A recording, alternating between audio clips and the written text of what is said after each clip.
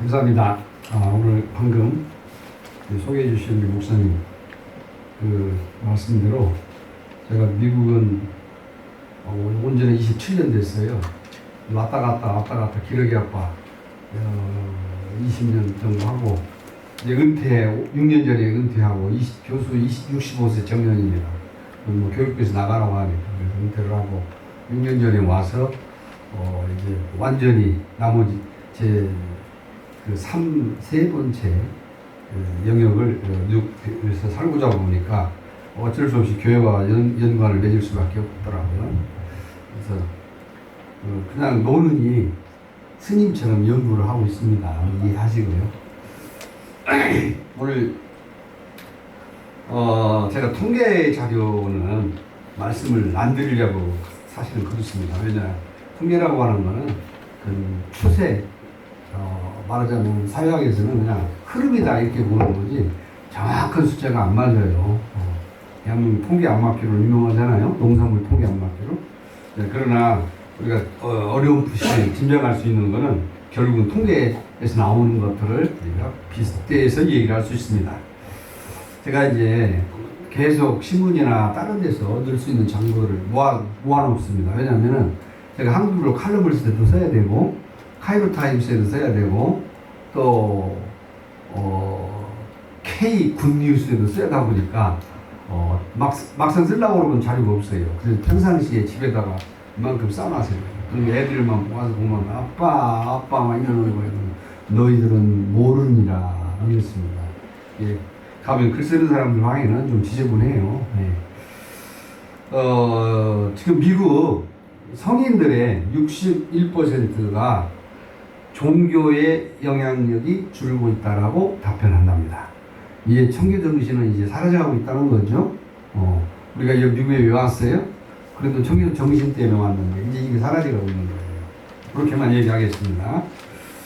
또 한 가지는 요새 젊은이들이 클럽 대신 뉴욕의 G세대, G세대가 성당에 나간대요. 가서 예배 보고 마음을 쭉 다스리면서 정서 안정, 유대감을 찾는 경향으로 바뀐답니다. 그래서 교회가 빠졌네 이런 생각이 해봤어요. 그래서 나오고 있는 것도 새로운 핫 이슈로 등장하고 있습니다.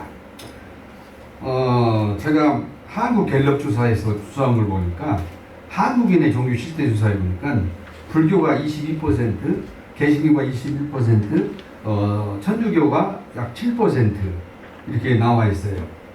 네. 그런데 종교에 대해서 인정하는 영향력이나 이런 걸 인정하는 사람들은 한 52%, 종교 무관하다라고 하는 사람은 한 48%랍니다. 대충 그런 숫자들이 나와 있고요. 그 다음에 지금 우리나라에서 가장 심각한 문제 중에 하나는 뭐냐면 무슬림이 지금 한국에 이주하고 있어요. 익산 이리에 가면은 할라푸드라는 공장을 만들어나고 그게 어디서 나오냐면 풀무원이랍니다. 그 당시 제가 있을 때 한 7년 전에 10만 명을 돌파할 거다라고 그랬는데 지금 예측해 보니까 약 40만 명은 넘을 거다. 2050년에 가면은 300 내지 400만 명이 될 것이다. 이제 한국도 종교 갈등의 안전지대는 아니지 않느냐. 우리 섞인 이야기들이 나오고 있습니다.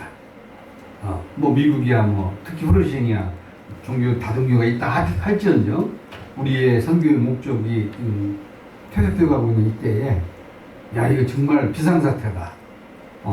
그런데 이 비상사태가 있는 이 찰나에 우리 뉴욕 남성목회에서 목사회에서 세미나를 한번 갖자. 이건 아주 시기적절한 주제이면서 때에 맞췄어요. 오늘 안 오시는 분들은 엄청난 손해를 봅니다. 아멘? 아멘. 네. 이거 준비하는 게 쉽지 않아요. 시간 좀 걸립니다. 그래서 엄청 수련할 거라고 보고, 시간 전략상 제가 페이퍼를 중심으로 하겠습니다. 아멘넷에서는 1시간 내에 끝내라는 압력이 들어왔어요. 그렇지 않으면 실어주지 않겠답니다. 그래서 조금 빨리 가려고 생각을 합니다. 아까도 얘기했지만 통계 숫자에 대해서는 막 그 정도다라고 알고 계세요. 왜냐하면 이건 하나의 추세, 사회학 연구에서 추세 흐름에 따라 연구하는 것도 있고 이러거든요. 자, 우리가 들어가는 말.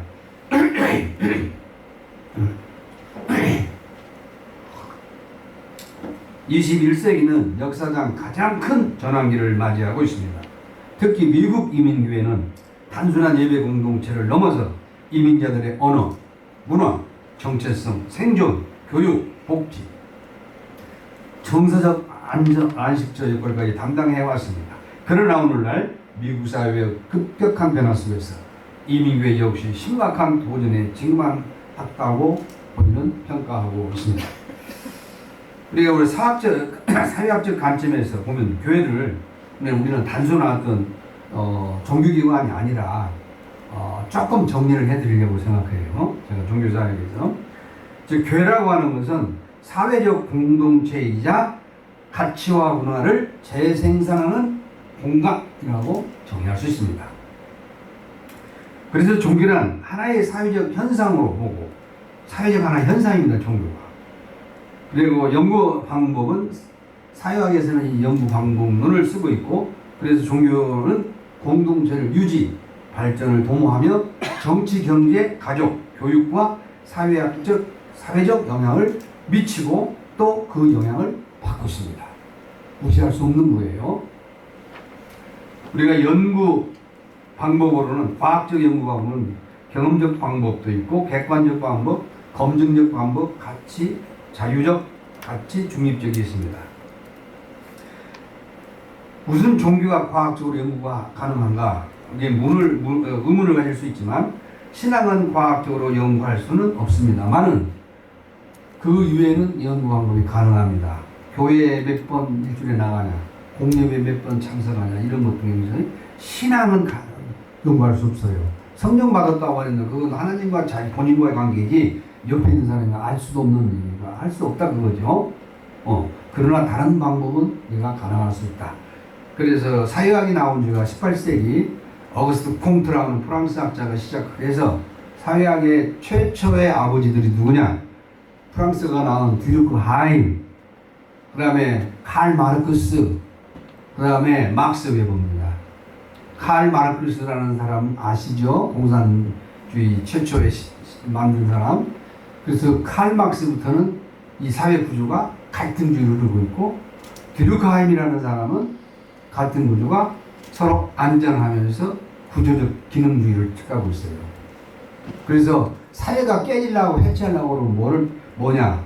자살률이 증가한다든가 이혼율이 증가한다든가 여러분 지금 현상이 어떠죠?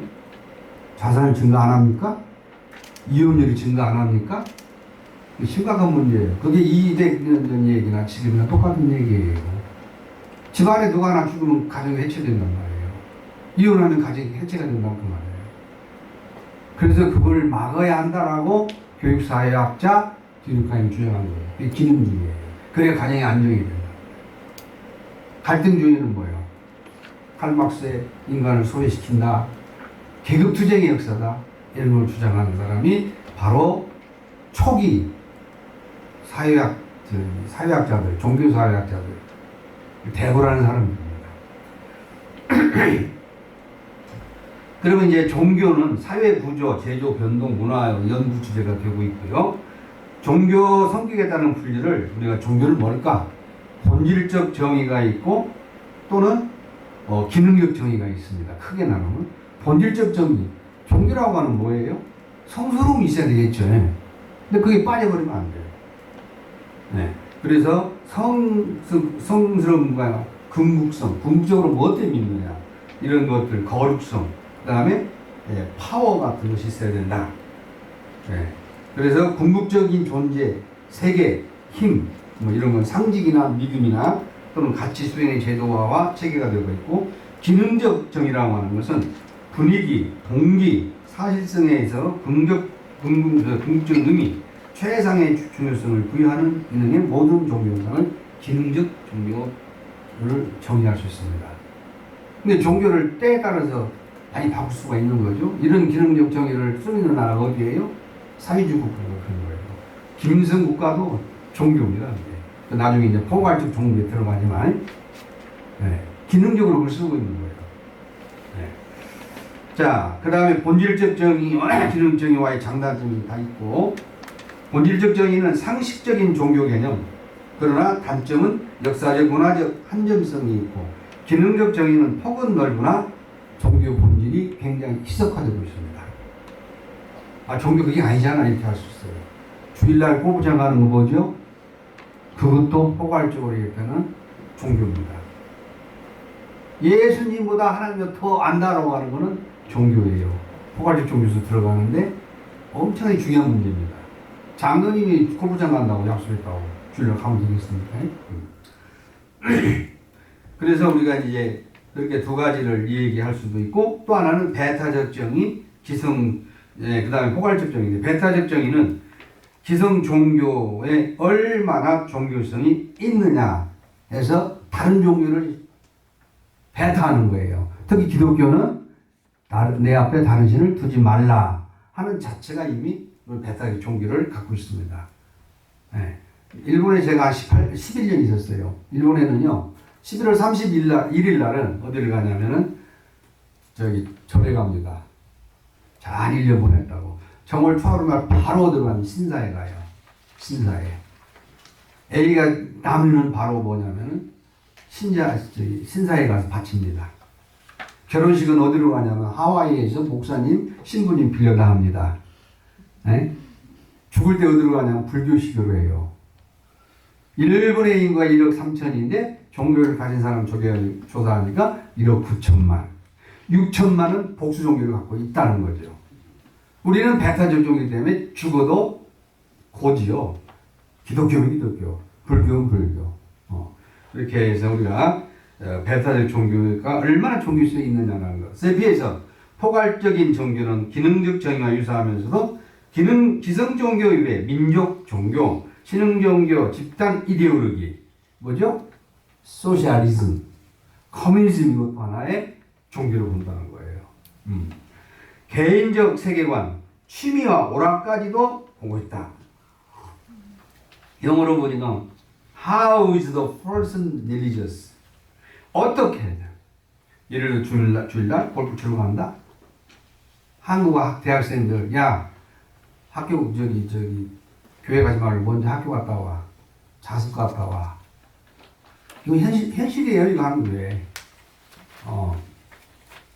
그러면서 우리가 그러면 종교의 구성 요소는 뭐냐? 우리가 이것도 분명히 알아야 할 것인데, 믿음 체계와 의례와 공동체가 같이 있어야 듀르크하임이 주장한 종교의 구성 요소입니다. 믿음 체계란 뭐예요?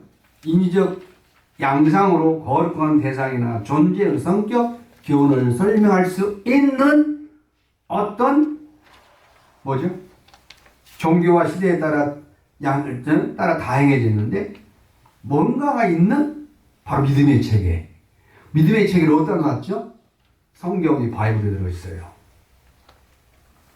그러면 이제 지금부터 다른 종교, 세계 7대 종교, 뭐 10몇 대 종교라고 하는데 우리가 종교의 구성 요소에 비춰볼 때 종교라고 할 수 있는가? 물론 포괄적 정의에 들어갈 수 있죠. 그러나 봅시다. 두 번째, 의식 수행으로서 개인적, 사회적 기능을 수행하는 도구적 성격이 있어요. 예배를 참석해야 됩니다. 의례적 도구. 예배 참석 안 하면 기독교인을 할 수 없어요. 그래서 우리 기독교적 의식은 뭐냐? 모방 의례가 있고 긍정적, 부정적 의례 뭐 여러 가지 이거 써놨습니다만은 이런 거 있어요. 의례가 중요한 거예요. 예식이 중요한 겁니다. 우리는 그대로 체계적으로 돼 있잖아요. 카톨릭도 그렇고 우리 기독교도 그렇고. 그 다음에 공동체입니다. 친교나 교제. 공통된 이념을 가지고 공동의 의례를 수행하는 하나의 종교적 공동체, 즉 교회는 단일한 믿음을 가지고 있는 모든 믿는 일에 의해서 구성되는 도덕 공동체인 것임을 우리는 알아야 된다. 그래서 사회 관계성의 생성과 유지, 공동체가 무너지면 가난한 성도가 양성된다. 가난한 성도 아시죠 요새? 교회를 안 나가는데 하나님 믿는다. 가난한 성도. 그건 아니단 말이에요. 그 세 가지를 갖추어야 돼. 믿음의 체계인 바이블이 있어야 되고, 또 우리가 뭐 주일날이든 공예배든 예배를 드릴 수 있는 의식이 있어야 되고, 그 다음에 공동체가 있어. 우리 이 리빙스톤 교회는 가장 좋은 것이 예배 끝나고 2층에서 식탁 교제를 나누고 바이블 스터디가 있대요. 이게 중요한 거예요. 공동체 모임이 있어야 돼. 네. 이거 세 가지를 갖췄을 때 우리가 종교다. 그러면 기독교는 완벽하게 갖추고 있죠? 천주교도 갖추고 있죠?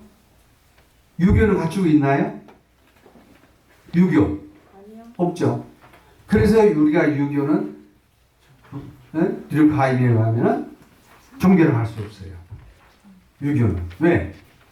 유교는 경제는 있죠. 근데 의식합니까? 공동체 만들어져요? 나 여기 믿어요? 없죠. 근데 쿠란이 있고 모슬림들이 있잖아요. 그러면 유일한 교회라고 하는, 아니 종교라고, 종교전을 갖추고 있는 세계, 기독교, 모슬림, 천주교밖에 없는 것 같아요. 그래서 종교학자들이 이걸 얘기할 때 세계 3대 종교, 뭐 6대 종교, 10대 종교라고 합니다. 근데 정리가 되죠, 이제? 자, 이제 현실로 들어갑니다. 그래서 우리가 1과 2, 아까 믿음과 의뢰는 집단의 정체성 강화에 있습니다. 그리고 세 번째 공동체는 We feeling, role feeling, dependence feeling이라고. 이런 경향이 있다는 겁니다. 따라서 종교의 기본적인 내용을 직시하면서 교회의 위기는 단순한 교인의 감소 문제가 아니라 공동체가 해체된다? 이거 심각하잖아요. 네. 세대가 단절된다? 참석 안 하니까. 가치관이 혼란, 신뢰 붕괴, 정체성의 상실 등 더 깊은 사회, 문화적 문제와 연결되어 있습니다. 이 심각한 문제예요. 오늘 여기에 참석하지 않으신 뉴욕 모든 성직자 여러분 엄청 손해보고 있어요. 별로 반응이 없으시다. 자, 21세기 미국 우리 이민교회의 현실과 특징을 한번 보겠습니다. 이민교의 역사적 역할로는 미국 한인교회는 초기 이민사회의 당과 같은 기능을 담당해 왔습니다. 1903년 1월 13일부터 1905년 5월 8월까지 7,226명이 하와이에 이주로 시작, 하와이의 시민회든 정치활동, 민족 활동 등 결성하기 시작해서 된 역사였습니다. 그 교회가 지금까지 왔던 건 뭐냐면 신앙의 공동체, 예배와 영적 위로 제공했고, 또한 생존의 공동체, 취업의 정보, 비즈니스 연결, 주거 정보 공유, 문화 공동체, 한국어 유지, 한국 문화 보존, 자녀 교육 지원, 정서 공동체, 외로움과 고립 극복, 가족적 유대 형성. 즉 초기 이민교회는 하나의 작은 조국 같은 역할을 수행했다는 것이 현실이었습니다. 역사였습니다. 자, 사회학적 측면에서 본 21세기 교회의 핵심 문제, 사회 현상으로서 첫째 뭐냐? 세속화의 심화 현상입니다. 세상정에 많이 물들어간다는 거죠. 현대사회는 종교 중심 사회에서 개인 중심 사회로 이동하고 있고요. 특히 미국 젊은 세대는 나는 영적이지만 종교적이지 않다. Spiritual but not religious. 라는 경향을 강하게 보이고 있고, 이민교회 안의 문제로 출석은 하지만 헌신은 약하고, 신앙보다 성공 중심 가치관으로 확대 재생산되고, 소비자 중심 교육의 문화가 형성되면서 교회의 선택 소비 현상을 낳고 있다 라고 봤어요. 사회학적 분석을 통해서 볼 때 교회는 이제 거룩한 공동체보다는 종교 서비스 기관으로 변절되지 않았나 라고 봅니다. 교회가 서비스 기관으로. 문제 두 번째는 세대의 갈등과 언어의 단절입니다. 미국 이민교회의 가장 심각한 문제로서 넥스트 제너레이션 문제가 심각한 거예요. 제1세대 한국어 중심 보수적 신앙, 희생과 헌신 강조합니다. 따릅니다. 3, 40년 전에 오기 전에 그대로 내 머리가 스톱돼 있어요. 개척교회 같이 동역한 목사님을 정말 섬기고 그리고 그대로 와서 미국에서 살 수 있어요. 그러나 젊은이들은 그렇지 않습니다. 2세대, 3세대는 영어 중심이고 미국 문화 정체성, 수평적 관계를 선호하고 있어요. 나 놀랬어요. 우리 딸들이 아빠하고 친구들하고 얘기하면서 히 그래. 야, 누가 히 아빠를 싫어해. 아이 싸가지 없기는. 나 깜짝 놀랐어요. 엄마 보고 싫어해. 시카고의 제 선배 목사님이 아들 셋을 잘 키웠어요. 59피트짜리 이 트럭을 몰고 13년 동안 일해가지고 큰애들은 의대 졸업해서 메스타에서 의류 컴퓨터에 연봉 50만 불. 둘째는 마취과 의사입니다. 그래도 연봉 한 3, 40만 불. 딸은 치과 의사예요. 큰 며느리는 침례교회인데 한국인 며느리예요. 처음에는 반대했어요. 둘째는 며느리가 미국 여자예요. 셋째 사위가 미국 남자예요. 와서 안 목사님인데 미세스 안 그런데요. 어머니 아버지 짓을 못해갖고 내가 미세스 아닌가? 나 만나면 자꾸 울어요. 나 제가 미세스 아니래. 미세스 아니면 뭐요 그러면 어머니라고 불러주기 바란다는 거야. 이제 정체성에 혼란이 옵니다. 우리 딸이 나한테 깜짝 놀랐어요. 여기서부터 세대가 틀리다는 걸 느껴요.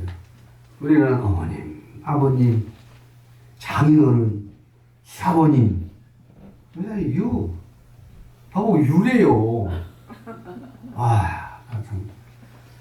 제가 자식을 6을 키웠는데, 그랬어요. 아프리카 투자한테 가려면 하나는 있겠다 생각을 했는데, 아직 모릅니다. 그런데, 이런 정도 되면 심각한 문제가 아니겠는가. 결과적으로 부모 세대와 자녀 세대의 신앙의 분리가 되었고 청소년층 교회가 일탈이 되면서 영어권 사역이 악화되고 세대 간 감정적 거리가 확대되고 있는 현실입니다. 이민 초 중기의 이민사회의 역할에서 이제는 사회적 관점에서 볼 때 문화 전승 실패가 오고 있는 현상을 우리는 목격할 수 있습니다. 교회가 달라졌어요. 권위주의와 폐쇄적 구조. 많은 이민교회는 아직도 강한 유계질서, 장로 중심 권력, 목회자 절대권위, 비민주적 운영 등의 문제를 안고 있습니다. 결과적으로 젊은 세대들은 피로감을 느끼고 교회가 분열되고 리더십이 불신하고 영적 상처가 증가되고 있습니다.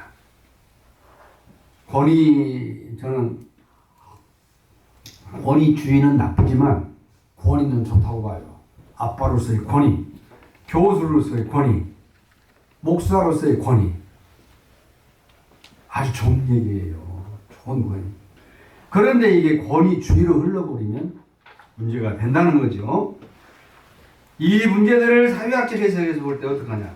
현대 사회는 수평적 네트워크 사회인데 교회는 여전히 산업화 구조, 시대의 권위 구조로 그런 상태에 머무르고 있는 경우가 많다.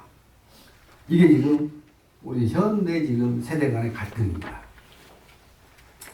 네 번째로는 물질주의와 성공주의의 신앙 현상입니다. 우리는 일찍이 기복신앙에 지나친 강조를 하다 보니 교회의 대응화와 경쟁, 헌금 중심 문화, 외형주의 등 이게 지금 돼 있어요. 문제는 신앙이 하나님 중심이 아니라 성공을 위한 종교로 변질될 위험이 있습니다. 제가 아까 목사님 소개한 대로 NYTS 목회학 학위를 거기서 했어요. 저는 한 7년 걸렸어요. 잘 안 주더라고요. 자꾸 이유 지금. 근데 거기가 리버사이드 처치입니다. 리버사이드 처치가 관광 코스가 됐어요. 유럽의 거의 모든 교회가 관광의 코스입니다. 언제는 어땠는데 지금 사람이 없어요. 나는 자부를 갔는데 세계의 50대 대형교회 중 26개가 대한민국에 있습니다. 여의도 단일교회가 성도가 80만 성도를 갖고 있어요. 글쎄요, 지금 이용훈 목사님 다음 세대는 교회가 어떻게 될까? 이제 한국 관광 코스로 여의도 순복음교회가 들어가지 않을까라고 하는 가슴 아픈 일이 있어요. 한때는 여기서 70만, 80만 예배 왔어요. 지금은 아무도 없어. 이제 전기세도 못 낸다 이거예요. 우리 현실적으로 교회는 어떻습니까? 우리 대형 교회들이 앞으로는 그런 쪽박찬 교회가 될 수도 있다는 거예요.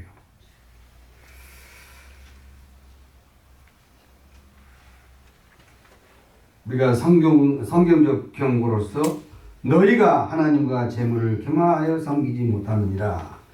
우리 사회학적 측면에서는 이제 물질 만능주의가 들어오고 있지 않나.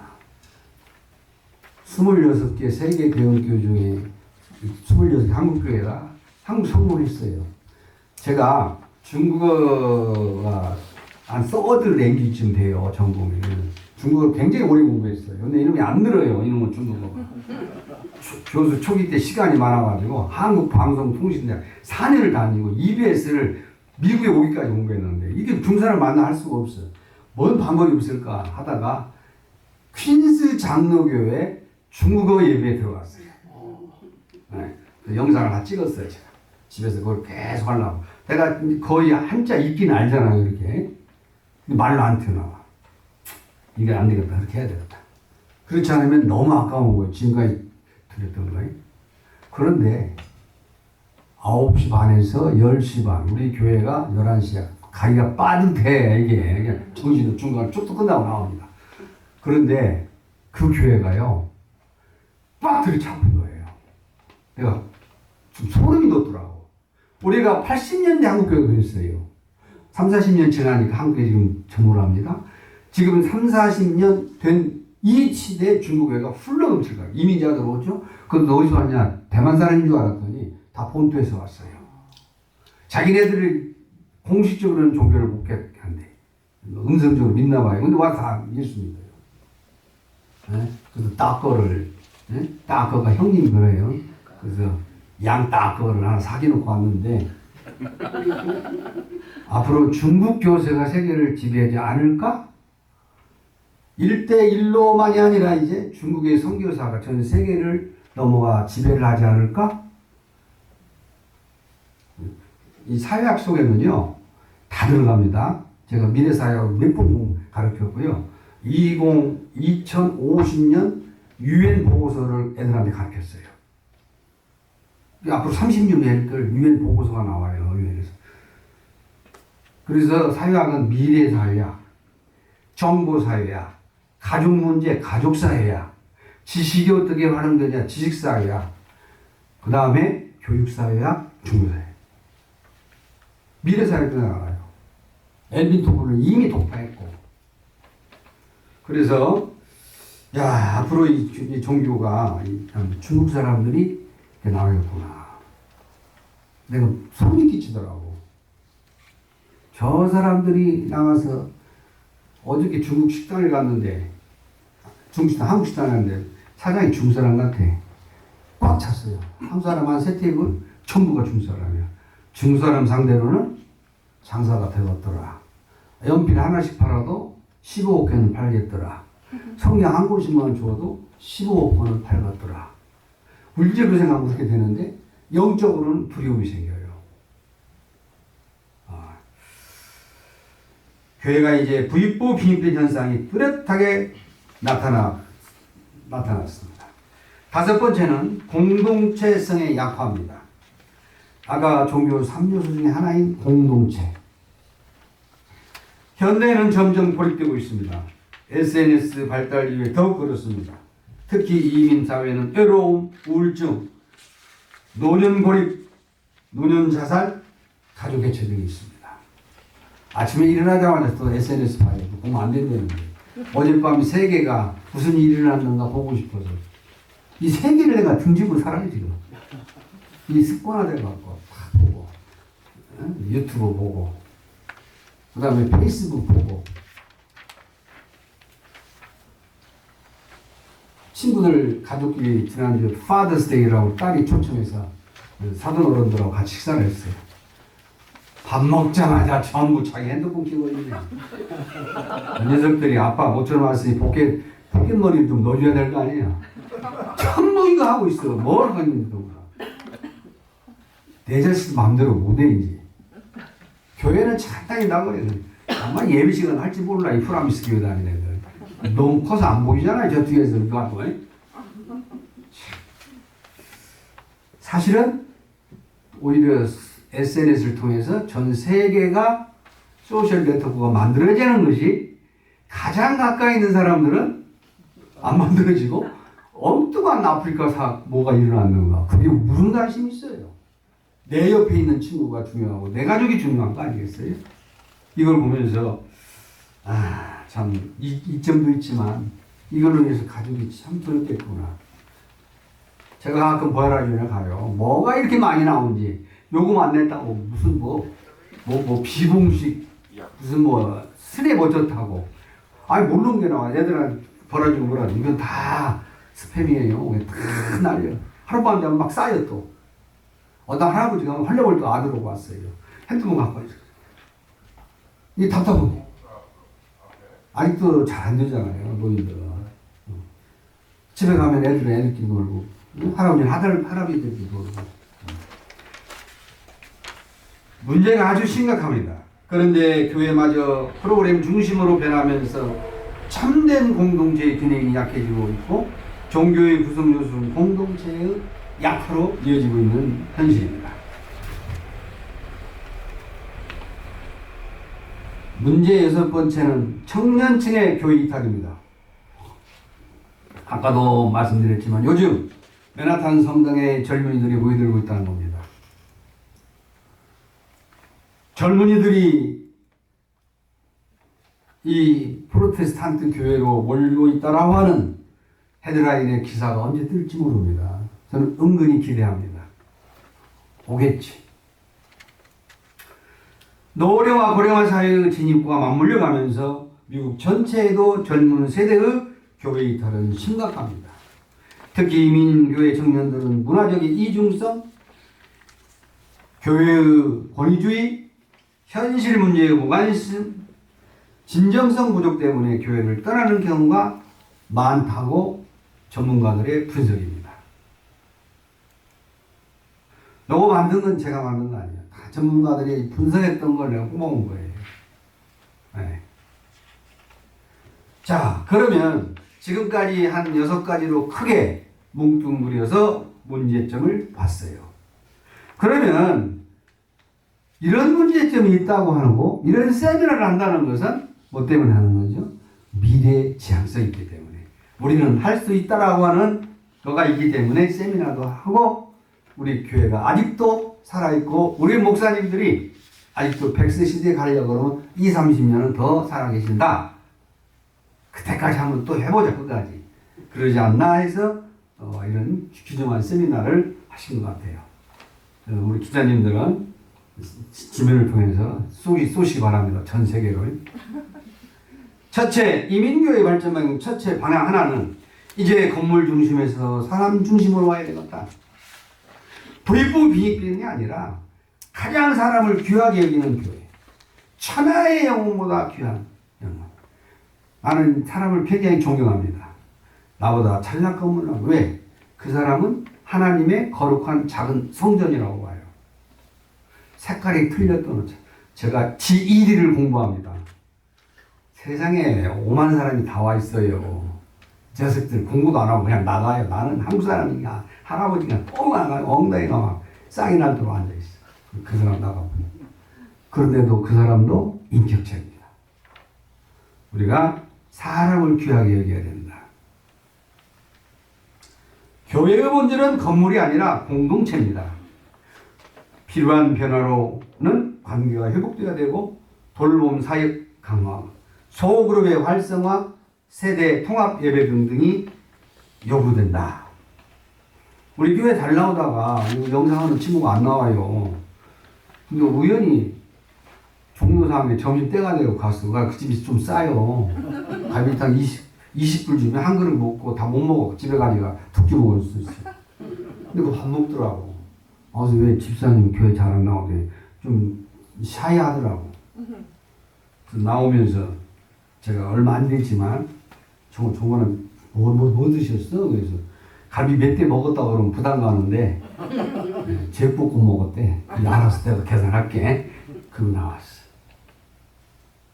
사소하지만 그 친구 가슴 속에 우리 교회 협동 목사님이었다라고 하는 걸 심어주고 싶었어.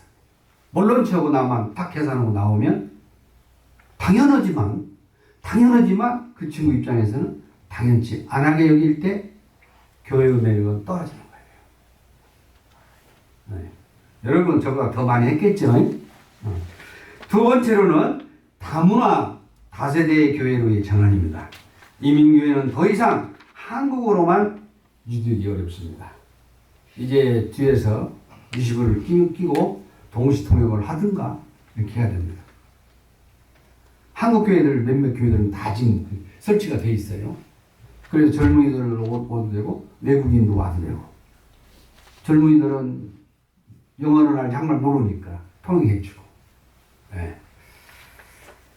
그리고 이제는 교회가 한민족으로만 갖기는 어렵다. 아까 분리해서 예배 보지만 때로는 그런 어학 시스템을 갖춘다면은 같이 올 수도 있잖아요, 이거예요. 한국의 신학대학이 정규교육부에 인정받는 신학대학 20개가 됩니다. 4학년제 대학으로. 쏟아지는 연간 졸업생이 얼마겠어요? 100명 이상, 100명이 뭐야. 한 학과에 80명씩 해서 그 정원 누리교회는 신학과 있고, 목회학과가 있고, 기독교가 있고, 교회음악과가 있고, 막 이래요. 4,500명씩 나오는데 20개. 거기다 무인가 신학교, 양평 캠퍼스 가면은요, 2,000명이 동시에 공부를 해. 근데 다 교육부에 등록이 안 된대요. 거기서 몇 %만 등록, 나머지는 안 된다더라. 그렇게 많은 사람들이 양성이 되지만 또 자꾸 교회가 이제 적어지기 때문에 이게 일자리라는 차원에서도 이게 심각한 문제입니다. 신학교 나와서 실업자다? 아, 이거 큰일 났네. 이거 심각한 문제예요. 꼭 우리가 신학, 봉사한다는 마음으로 갔겠지만은 이 생계유지도 필요하잖아요. 네? 그래서 우리가 다문화 다세대 교회로의 전환이 시급하지 않겠는가? 왜? 우리 집 앞에 와 있던 교인을 쫓아내면 안 되잖아요. 말이 틀리다고? 스페니쉬는 어때요? 제가 스페니쉬를 공부해가지고요. 이번에 과테말라, 안티구아 가려고 말했어요. 비싸, 비행기. 평상시 500불이 1,000불도 안 돼. 아이고, 1,000불이면 안 되겠다. 가을이라가 선선한데. 그래서 못 갔어요. 스페니쉬를 외국어대에서 한 3년 공부했는데, 이 스페니쉬 애들을 써야 된다. 아니, 저거 요새 축구 보는데 스페니쉬 중남미 거 축구 선수 전부가 다 우리가 보고 있는 식당에서 일하는 그 애들이 아니더라고. 전부 백인이더라고. 네. 그런 사람들의 기독교 신앙에 들어갔을까? 물론 천주교 영향은 있었겠지만, 그럼 그런 사람들이 우리 교회에 왔을 때 우리가 합의할 수 있겠는가라는 생각을 해보세요. 그래서 다세대 다문화 교회로의 전환을 위해서는 필요한 전략이 영어권 리더가 양성되고 또 2세 중심 사역도 확대되고 다문화 예배가 봐야 되고 이중언어 공동체가 형성되도록 해야 할 것이다. 그러기 위해서는 현재 목사님들도 영어를 우리말처럼 공부해야 돼요. 아, 우리 유상열 목사님 얼마나 영어 열심히 하는지 몰라요. 단어 외우고 다니죠. 나도 막 뉴욕타임스 매일 와요. 이거 한 이틀은 안 보면 뉴욕타임스 그냥 쓰레기처럼 쌓여버려요. 안 보면 아깝잖아요. 엄청 열심히 합니다. 먹는 거 외에는 그냥 책상에 앉아서 하는데. 네. 여기 30-40년 살면서 영어가 안 돼가지고 애들 말 못 알아듣는다고. 물론 대학 졸업 미국에 오면은 전문 용어는 잘 알아요. 그런데 사소한 용어가 몰라. 이게 되겠느냐고요. 반기문 그 사람 외무고시 합격이기 때문에 유엔에서 연설하는 전문 용어로는 알아들어요. 그런데 동네 가서 맥도날드 하나 못 산대요. 강경화 외무장관 지금 대사는 여기서부터 대학을 나와서부터 시작을 했기 때문에 지금도 사전을 찾아가면서 한국에 민중설인 큰 사전을 찾아가면서 공부를 한답니다. 뭐 얼마 전에 큰 조선일보에 전면을 깔았더라고. 저렇게 해야 되는구나. 공부를 저렇게 해야 되는구나. 한국의 김민식이라는 작가가 영어책 한 권 외워봤니? 라는 책이 나왔어요. 그 사람 공대 출신인데 외대 통역대학원 나왔어요. 그 정도 해야 돼. 아직도 안 됐습니다. 100세 살려면 30년 껐듯해요. 그래서 저같이 GED를 가는 거예요. GED. GED가 뭐냐? General Education Degree. 고등학교 검정 자격고시. 고등학교 최고잖아요. 대학은 전공으로 하니까. 여러분 미국의 고등학교 학생만큼 실력 있으세요? 김대중 대통령 영어 잘한다 그러는데 중학교 실력이래. 조용기 목사님 하우스보이일 때 배웠던 영어니까 중학교 실력. 그 정도예요. 여러분의 실력은 제가 모르겠습니다. 방향 세 번째, 사회적 책임의 교육. 21세기 교회는 사회 속으로 들어가야 합니다. 실천 분야로는 노숙자 사역. 우리 박성호 목사님 잘 오셨는데 노숙자 사역, 푸드 팬트리, 이민자 지원, 정신건강 상담, 노인 돌봄, 청소년 멘토링 등등의 우리가 사회적 책임 속에 들어가야 되겠다. 성경적 근거로서는 지극히 작은 자 하나에게 한 것이 곧 내게 한 것이니라. 여러분 앞에 와 있는 그 사람이 혹시 예수님일지 모르지 않습니까? 네 번째, 영성회복. 프로그램보다도 중요한 것은 영성입니다. 필요한 회복으로 기도와 말씀 묵상, 경건훈련, 정식성과 윤리성, 삶의 거룩함 등 영성을 회복해야 됩니다. 저는 매일 아침 집에서 데일리 블레드 책 손바닥 많은 책 있잖아요. 한쪽으로는 한글 나오고 한쪽으로 영어 나와요. 그 주문을 했어요. 그래서 애들한테 다 하나씩 주고 아침마다 혼자 그걸 봐요. 저는 새벽기도 못 가요. 새벽기도 가다가 죽을 뻔 알았어요. 한국에서. 한국에는 이 스탑사인에 쓰지 않아요. 막 가는데 그냥 기사가 와서 치고 앞에 가서 막고 빨리 안 가냐고. 빨간 불인데. 아이고 나 새벽기도 가다가 진짜 일찍 가게 생겼다. 안 가는 대신 집에서 합니다. 우리 담임 목사님 뭐라 뭐래도 그래 나는 새벽기도 포기해. 동네 새벽기도 한 20일 다니다 몸살 나버렸어. 그 대신 집에서 그대로 하면서 또 기회가 되면 또 써도 보기도 하고. 우리 아버지는 피자를 다 하셨어요. 그러다 보면 치매가 안 걸려요. 지금 94살이시죠.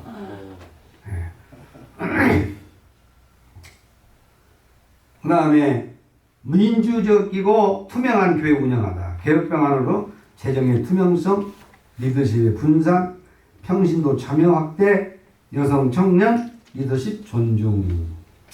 뭐 혹시 내가 이런 얘기 하면은 혹시 여러분의 가슴이 아플지 몰라서 하여튼 이런 정도만 하고 넘어가겠습니다. 방향 여섯 번째.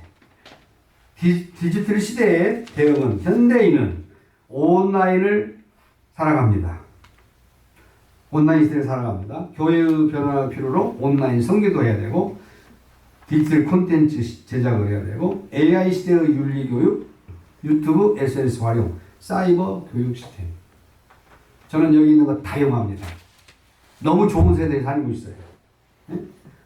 주일날 아침에 7시 딱 팍스 텔레비 틀으면은 여러분 잘 아는 목적에 있는 삶의 저자 조엘 오스틴 딱 나와 설교합니다. 유명한 조직신학 찰스 스테인리가 나옵니다. 그 다음에 성경학자 데이빗 제르미야가 나옵니다. 그 다음에 젊은 사람은 너무 열정적인데 내가 이름을 안 해. 근데 그거 보다가 놓치면 다시 9번 채널에 가면 재방송합니다. 아침에 들어요. 번역기 크게 틀어놓고 들어요. 그러면 딱 나오잖아요. 아, 저렇게 하는 거야. 언젠가 나도 영어로 설교할 때가 올 것이다. 네. 언젠가 뉴욕타임즈 칼럼니스트가 될 것이다. 아, 여러분들 별로 반응 없으시네요. 그래서 저는 사이버로 공부를 하고 있어요. 한국외국어대학에서 영어 통역 번역을 마쳤고, 영어도 교수 초임기 시절에 방송통신대학 4년 나왔고요. 그 뒤로 30년 동안 EBS 영어 회화를 쭉 공부하고 왔어요. 아, 애기가 뭐라고 하는 거야. 지가 딱 죽으라고 미국에 와서. 이거 왜 그러지? 안 되겠구나. 그래서 거기서 통번역 했지만 또 스페니쉬 공부하면서 중남미 선거권에 있고, 네. 그 다음에 중국어 다시 마지막 정리합니다. 제가 일본에서 11년 있었기 때문에 남들이 일본을 잘한대요. 내가 잘한다고 그러면 교환. 남들이 그래. 왜냐, 나 통역 엄청 했으니까, 수업 통역하고 막 이랬으니까. 이거 내년에 끝나면 일본어과 들어가려고 해요. 왜? 내가 연세대학교 외국어학당의 영어 실력, 일본어 실력 갖고 들어가서 공부해서 학위는 받았지만, 구조적으로 일본어의 전체적인 그 어문학적인 거를 모르겠더라고. 아, 때는 이때다. 이래서 나한테 은퇴라고 하는 걸 줬구나. 내가 이거를 내년 2학년에 편입하든 3학년에 편입할 수 있어. 학사가 있으니까 이렇게. 편입해서 완벽하게 일본어를 일본에 유학한 일본 문학, 어학 전문사람들 공부해야 되겠다. 그래서 일본어 책도 하나 내야 되겠다. 내가 중국어 책 낸다면 웃을지도 모르지만 일본어 책 내면 팔려요. 왜? 거기에 관록인회가 있잖아요. 아까 제가 여기 이제 목회자 자기 밑에가 뭐 대상 잘 모르겠어. 이상하게 나온 거. 근데 제가 일본의 개요대학에서 학부 석사는 도쿄 각국의 국립사범대학, 박사는 동경상과대학, 경성상과, 서울상대, 동경상대, 동경상과대학 출신. 네. 거기서 일본 학위 안 줘요. 근데 거기서 학위 받았다고 서울대학에서 강사 6년 했어요. 일단 학위가 있어야 돼, 서울대 경영대학이. 그리고 고려대학교 아시아문제연구소 선임 연구원 1년. 아까 정관호 목사님이 강사 소개 안 해서 내가 하는 거예요. 궁금했어요. 한국에 여기저기서 강의를 오라고 그래. 그 정도 되게. 왜? 일본의 대학이에요. 4년제가 500개입니다. 우리는 187개. 그리고 2년제 단기 대학이 500개입니다. 1억 3천만 인구의 대학이 1000개 중에 우리 대학이 국립 톱3, 톱5가 와세다 개요가 들어갑니다. 저는 그런 데서 공부하고 왔어요. 별로 안 웃으시네. 그런데 그래도 아직도 나는 배움에 헝그리 된 것이다. My hobbies are 배우고 스터디하는 게 취미입니다. 네. 그래서 지금 제가 이걸 활용하고 있어요. SNS도 활용하고 있고요. 사이버로도 광고하고, 지난주에 기말고사 끝났어요. 와, 기말고사 끝나니까 어깨가 얼마나 편한지. 기말고사 장난이 아니에요. 오픈북이잖아. 이게 컴퓨터로 볼 수가 있는데 공부 안 하면 볼 수가 없어. 어딘지도 몰라요. 50분에 40문제가 나와요. 이게 뭐 생각했다면 그냥 다 틀리는 거야. 네. 그렇게 해서 지금 제가 사이버 외대에서만 한 3, 3, 9, 9년, 한 8년째 공부하고 있습니다. 각 학비가 쌉니다. 거기다 노령자 학비도 장학금도 있고, 여러분도 하시라고요. 그 다음에 한 번 마친 사람은 또 하는 재입학자 또 싸고, 그래서 싸게 공부하면 한 달에 한 100불 정도, 우리 돈은 그러면 공부 한 번 할 수 있잖아요. 네. 그 다음에 이제 모델, 대안적 모델로 들어갑니다. 내가 지금 되도록이면 12시까지 마치려고 노력합니다. 사회학자가 제시하는 대안적 교회 모델은 뭘까? 치유 공동체형 교회. 상처받은 현대인을 회복시키는 교회. 교회 가면 마음이 달라요. 요새 우리 정관호 사모님, 정관호 목사님 사모님하고 부끄러워해요.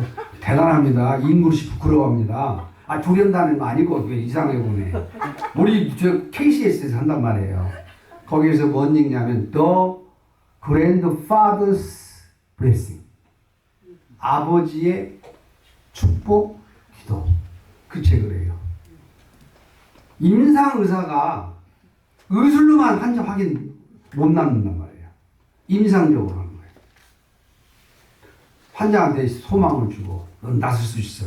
그걸 피그말리온 효과라고 해요. 첫날을 기도하는 이유도 그거예요. 999일까지도 안 나타났는데 마지막 첫날에 돌덩이 같은 게 사람이 되는 거예요. 에스겔서의 산골짜기에 있는 뼈들이 생기가 있어가지고 다음에 사람이 되는 것처럼 플라시보 효과가 있어요. 목사님의 얹어있는 기도, 목사님의 기도 하나 속에 심령이 치유가 되는 거예요. 그게 플라시보 효과, 유약 효과. 약이 없을 때 여러분 집에서 애들 아프다고 그러면 머리 아프다고 할 때 베스타제, 소화제 주고 기도해줘요. 너 나을 거야. 그럼 낫습니다. 소화제 먹고도 머리가 낫는다니까요. 목사님의 기도, 제사장 같은 아빠의 기도에 영적 은사가 있기 때문에. 그게 플라시보 효과라는 거예요. 유약 효과라는 거예요. 그래서 우리가 약사를 믿고 의사를 믿으니까 이미 병이 치료되는데, 그분은 할아버지가 라바이 출신이에요. 할아버지가 6살 때 할아버지 돌아가시고 4살 때부터 이 어린아이를 라바이, 할아버지의 그 마음으로 어린이를 축복해 주면서 계속 키우다 보니까 얘가 의사가 됐는데 실제로 자기 부모보다는 할아버지의 받은 영감을 받아서 영적인 치료를 하는 거예요. 그게 임상일지예요, 일지.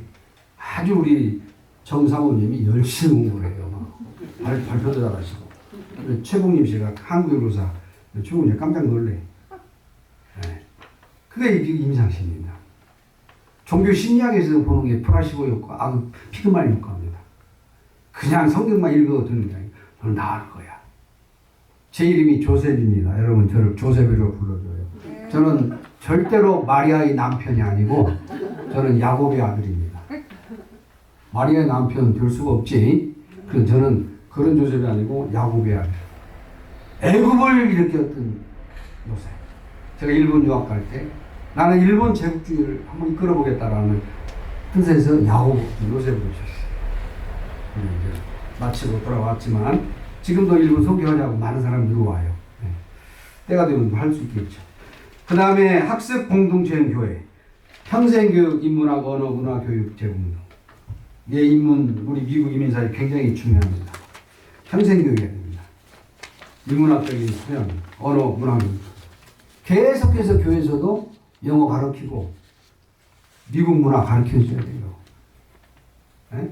뭐 내일 가게 가서 선임한테 몇 마디 하고 말해서는 안 되는 거잖아요. 30-40년 돼가지고 영어가 안 된다. 이거는 뭐라고 그래? 그냥 나태지, 나태. 네.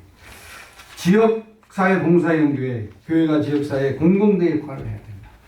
교회는 지역사회에, 목사님은 지역사회 유지고, 교회는 그 지역사회에 공공성을 쓸 때는 하나의 건물이지만 공공재산입니다.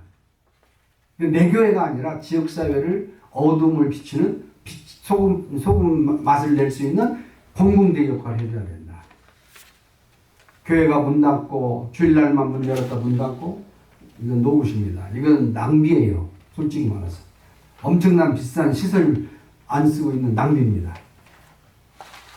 그 다음에 디아스포라 선교형 교회입니다. 이민자의 글로벌 네트워크를 활용한 선교. 우리는 이민자입니다. 우리는 디아스포라입니다. 코스모폴리탄입니다. 우리는 노마드입니다. 글로벌 노마드. 우리는 인생은 최준이가 한 것처럼 왔다 그냥 가는 나그네입니다. 우리는 이 땅에 사는 나그네들입니다. 그래서 우리는 디아스포라형 선교형 교회. 이민자의 글로벌 네트워크를 활용한 선교가 필요하다. 저는 실버 선교에 가입돼 있어요. 그래서 거기 강의합니다. 3년밖에 안 배웠는데 스페인어식 강의하고 있어요. 가르치는 것이 배우는 거라 신났습니다. 네. 그래서 우리가 여기 와 있는 사람도 공부시켜야 되고 다민족들 또 성교도 가야 되고 나그네된 우리 인생 여기서 살 때 어디로 살지 모르잖아요. 네. 그 다음에 작은 공동체형 교회 대형화보다 이제는 깊은 관계 중심 공동체. 일본의 초등학교는 600명 이상 안 된대요. 왜 그러냐 했더니 교장 선생님이 다 아이들을 못 된대요. 근데 600명 정도 되면 된답니다. 그래서 20명, 30명 해서 한 100명 미만해서 6학년이면 600명. 우리는 숫자가 많은 콩나물 교실이 좋은 학교라고. 우리 교회가 600명 넘어가면 지교회를 세워줘야 돼.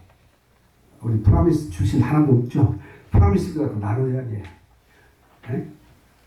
교회가 너무 커서 목사님 아침에 인사하고 교회부 들어가다가 집사님하고 추들 사고 나고 막 싸우고 손가락질하고 보니까 우리 담임 목사였네. 얼마나 창피스러워. 내가 600명 정도 가지고 잘 영적 훈련해서 정말 하나님의 군사를 만든다 생각하면 엄청난 인파워멘트가 나올 것 같아요. 자, 그러면은 이민교회의 미래의 전망, 그럼 우리에게는 희망은 없는가? 네. 미국 이민교회는 위기이면서도 동시에 기회입니다. 왜냐하면 다문화의 경험, 또 언어의 능력, 교육열, 글로벌 네트워크, 강한 공동체성이라는 큰 재산을 갖고 있기 때문에 우리는 이걸 잘 활용한다면 위기는 우리한테 엄청난 기회가 될 수 있다. 특히 한인 일부 이민교회는 새벽기도, 성경 공부, 헌신, 문화, 교육 열정 등 강점을 여전히 가지고 있습니다. 문제는 이것을 21세기 방식으로 재해석할 수 있는가라고 하는 것에 달려있지 않나라고 봅니다. 자, 우리가 결론적으로 봅니다. 21세기는 저는 질문 안 받기로 했어요. 시간 관계상. 자, 결론은 21세기 교회의 위기는 단순한 감소 위기가 아니고 본질을 회복하라는 하나님의 요청일 수도 있습니다. 미국 이민교회는 이제는 민족 중심 교회에서 세계 시민의 공동체로 발돋움해야 될 거다.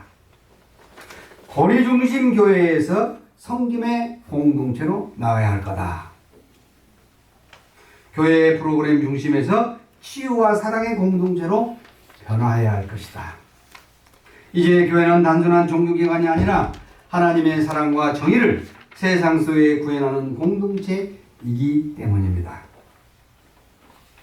자, 다음 기회가 혹시 있을지 모르나 다음 세미나 토론 질문을 한 10가지 제시하고 마치도록 하겠습니다. 첫째로 앞서 언급한 내용을 심각하게 고려하면서 다시 한번 질문합니다. 첫째, 미국 이민교회의 가장 심각한 위기는 무엇입니까? 조금 이제 나이가 들어가면 잃어버려요. 답은 다 앞에 있어요. 한번 여러분 다 집에 가셔서 한번 정리해 보시고요. 왜 젊은 세대는 교회를 떠나는가? 세 번째, 한국적 교회 문화의 장점과 한계는 무엇이었던가? 교회의 사회적 책임은 어디까지인가? 디지털 시대의 교회는 어떻게 변화해야 하는가? 이민교회가 다문화 사회에서 감당해야 할 역할은 무엇인가? 2000의 역사를 가진 현대 우리 교회의 본질은 무엇인가? 그리고 교회의 영적 성장과 영성 성숙은 어떻게 균형을 이루어야 하는가? 아홉 번째, 미래 교회의 핵심 리더십은 어떤 모습이 있어야 하는가? 하나님은 오늘날 교회에 무엇을 요구하시는가? 를 질문의 토론의 요지로 남기면서 강의는 여기까지 합니다만 지금 저쪽 시계 보니까 한 7분 남았어요. 한 사람만 받고 내려갑니다. 왜? 또 우리 회장님, 부회장님 말씀도 인사도 있을 것 같아서. 없죠? 없으면 바로 내려갑니다. 굉장히 제가 이걸 준비하면서 뿌듯함을 느끼면서도 야 우리 뉴욕 목사회가 남성 목사회가 어떤 분이 전화가 왔어요. 여성인데 참석해도 되나요? 그래요. 남성 목사회 주체지만 전 뉴욕에 500개 교회는 다 와야 됩니다 라고 얘기했어요. 그런데 안 왔어요. 굉장히 실망스럽지만 이제 또 인터넷을 띄워서 카이로스 타임스로 또 굿뉴스로 아멘닷컴으로 미주 크리스찬 신문으로 나갈 거기 때문에 괜찮습니다. 오히려 지면을 통해서 볼 수도 있어요. 네. 그래서 정말 우리가 하나님의 사역을 담당하는 자로서 이대로 가야 되는가 심각하게 고민을 하지 않을 수 없습니다. 적어도 현대 사는 우리가 이제는 우리가 어느 정도 은퇴할 때잖아요. 물리적 현상에 의해서 나이 때문에 은퇴를 하지만 이 세대가 잘 들어왔는가? 이게 심각한 문제예요. 우리 친구 교회가 부천에서 가장 큰 교회예요. 근데 아들이 여기 교회를 하는데 일주일 만에 들어갔대.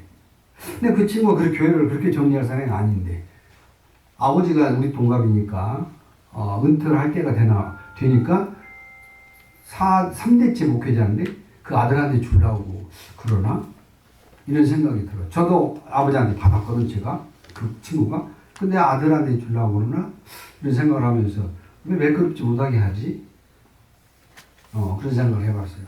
이제는 어쩔 수 없이 물리적 현상에 따라 세대 교체가 이루어질 때 어떻게 할 것인가?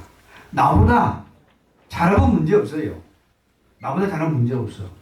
만일에 못 오고 옛날 목사님이 거기다가 신파, 구파 나라 임금 하나밖에 없어요. 불사 이군 나라 임금이 둘일 수는 없어요. 이부지자는 뭐라고 욕하잖아요. 그러니까 전 원로 목사님 팬, 새로운 목사님 팬 이러면 안 되지. 맡겨버리고 나와서 이제 어디로 가야 되냐? 저기 대한교회 앞에 지하교회 있어요. 백향목교회 노인들의 집합 목회자를 그리 오시면 만날 수 있습니다. 감사합니다.